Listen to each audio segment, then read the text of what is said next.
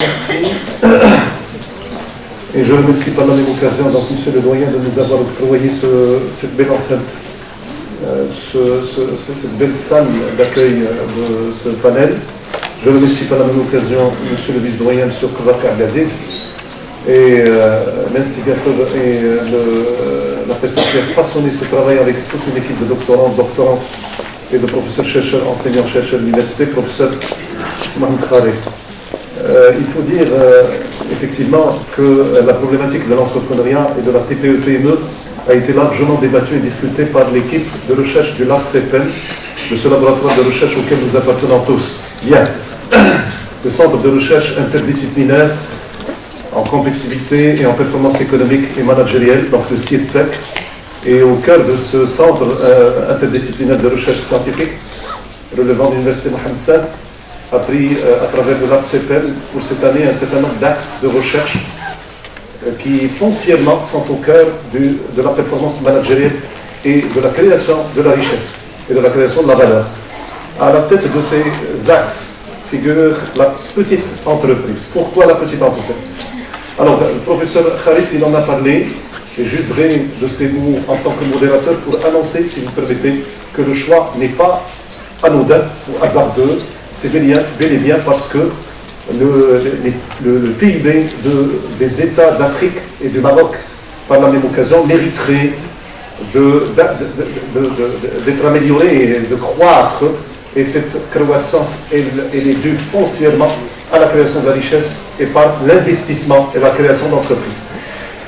Beaucoup diraient que 95% du tissu économique marocain est représenté par la micro-entreprise, la très petite moyenne entreprise, la TPME, ce qui signifie que nous avons un tissu qui est en construction toujours. Alors maintenant, l'idée est qu'au Maroc, comme dans des pays de MENA et aussi des pays de l'Afrique, pourrait appuyer l'assistance et l'aide à la création d'entreprises n'est pas à démontrer du moment que nous défendrons tout au long de ces 2 journées, si vous permettez, cet accompagnement nécessaire aux jeunes qui sont ici présents, ici présentes, jeunes femmes et hommes. Et nous voudrons à travers ce panel aussi défendre l'entreprise comme clé d'entrée à l'entrepreneuriat. Et donc, qui dit création d'entreprise dit aussi de l'idée au projet. Et c'est ce passage qu'il va falloir implémenter chez les mindsets de nos jeunes étudiants et étudiantes venant de l'Université Mohamed V. Et à travers vous d'ailleurs, en tant que jeunes, toute création que vous allez pouvoir réaliser au Maroc pourrait adjoindre par la suite des créations d'emplois, mais aussi toute possibilité de durabilisation, de pérennisation de ces petites et moyennes entreprises pourrait relever le niveau d'attractivité sectorielle de certains domaines d'activité dans lesquels les jeunes voudraient bien s'appesantir et être de plus en plus présents. Alors, au cœur de la création d'entreprise, comme vous le savez, il y a le high-tech, il y a le start-uping, qui est un processus très défendu par nombre de praticiens, qui veulent dire par cela que les jeunes ils sont beaucoup plus penchés et orientés vers la création d'entreprises sur des thématiques relevant de la technologie, ou qui s'assimilent à de la pseudo-technologie ou usage de la technologie. Alors nous avons invité un certain nombre de panélistes à ce panel pour pouvoir débattre de la problématique de la création d'entreprise et aussi de l'entrepreneurship en tant que processus. Alors permettez-moi de le dire en tant qu'économiste et professeur de sciences de gestion aussi, que le processus de création d'entreprise est un processus complexe, long, qui ne démarre pas uniquement par la création, il s'achève par la création, il commence par la création, mais on pourra parler aussi du post-création, c'est-à-dire de l'assistance post-création et de l'accompagnement que devrait assurer l'État et tous les stakeholders à cette TPME pour qu'elle puisse non seulement fructifier son système d'exploitation, mais également, après un moment, 2 ans, 3 ans, estimé à bon escient par les praticiens, on pourra dire qu'une entreprise qui passera le seuil de 3 années, on pourra pouvoir espérer qu'elle puisse être durable et se pérenniser sur 6 ans, 8 ans. Et donc, le cycle de vie de l'entreprise est à analyser avec beaucoup de soin, si vous permettez, par les praticiens, mais également par les académiques. Alors, la salle elle est pleine d'académiques, mais également de praticiens. Nous avons tous des dimensions d'analyse diamétralement opposés les uns les autres. Nous allons donner, si vous permettez la parole, à ces panélistes pour pouvoir, chacun à son niveau, à sa dimension, à son spectre optique d'analyse, pouvoir débattre de son côté comment une entreprise pourra réussir. Quels sont les facteurs clés de succès de cette entreprise? Quels sont les facteurs d'échec aussi? Et on pourra aussi débattre par la suite de la fiscalité, du financement, de l'assistance technique et bon nombre de thématiques.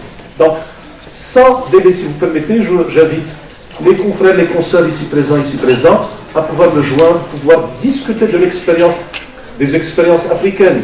Là, on fait appel au benchmarking international. Nous verrons par la suite que Mohamed Abd, en tant que consultant international sur la thématique, pourra en débattre sur l'expérience mauritanienne. Alors, une deuxième intervention portant sur l'entrepreneuriat social, cette fois-ci, puisque l'innovation sociale passerait également comme outil de création de la richesse dans nos pays. On donnera la parole au professeur Abir Jouad, donc de l'Université Ibn Tufayl, qui pourra discuter de ce facteur clé de succès de l'entrepreneuriat en vue et en perspective de l'épanouissement des acteurs clés que sont les jeunes. Alors, la troisième intervention, elle portera, si vous permettez, cette fois-ci, sur l'éducation. On va corréler deux facteurs clés de la création de la richesse que sont l'éducation, si vous permettez, parce que sans connaissance, sans tacite et expresse connaissance et savoir-être et savoir-faire, nous ne pouvons pas pouvoir créer une entreprise et booster les jeunes en la matière et préparer une jeunesse africaine émancipée et impliquée. Et donc, elle nous invite le professeur Soukaina Boujnouni et c'est Omar Ouhjou nous invitera d'ailleurs à cette problématique pour le cas de l'Université Mohamed V et corrélera entre éducation, digitalisation, création d'entreprise, ce triangle intéressant à revisiter cette matinée. Une quatrième intervention, si vous permettez, est considérée comme une contribution portant sur l'investissement. Donc cette variable aussi macroéconomique, mésoéconomique aussi, microéconomique, serait-elle, qui aussi nous intéresse dans ce panel, pourra être débattue par Mustafa Moujahid et par Dr Sarah Faris, de suite, toujours en représentation de l'Université Mohamed V. Il s'agit d'une étude empirique. Nous allons donc parler de cette question d'étude d'enquête sociologique économique qui favoriserait l'effervescence de données, de facteurs issus de l'étude de la réalité. Une cinquième intervention sur la finance islamique en vue de la promotion et du financement de la paix de pays. Alors, Dr Ibrahim Mansari, consultant universitaire aussi, je l'invite pour faire cette brillante intervention. Il sera suppléé également par Sim Dikaïr de l'ISPITS, du ministère de la Santé au Maroc. Alors, une dernière intervention, notre collègue, c'est ça. Alors, vous aurez droit aussi à un moment de discussion et de partage avec la salle en tant que coordinateur à l'évidence. Vous pouvez parler un peu plus sur la capacité, cette capacitation que nous cherchons tous, d'ailleurs dans nos systèmes de pays d'Afrique, que nous représentons aussi en tant que responsables, à accompagner les jeunes. Et donc, nous vous attendons aussi sur ce spectre d'analyse de l'entrepreneuriat sous Zoom, un peu plus sur le côté assistance qu'apporte l'ANAPEC à la petite entreprise.